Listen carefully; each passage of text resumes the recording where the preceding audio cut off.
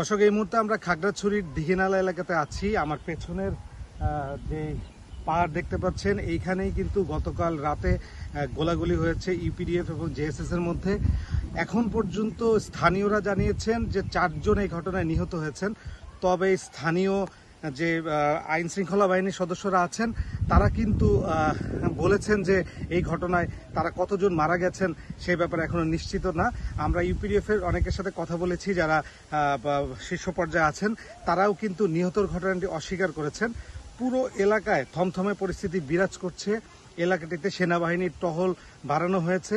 জেলা প্রশাসক আমাদের জানিয়েছে পুরো ব্যাপারটি আইনশৃঙ্খলা বাহিনী পর্যবেক্ষণ করছেন। কোনো ধরনের অপ্রীতিকর ঘটনা যদি আবার না হয় সেই ব্যাপারে তারা কিন্তু সজাগ আছেন। তো এই ছিল খাগড়াছড়ি থেকে সর্বশেষ পরিস্থিতি।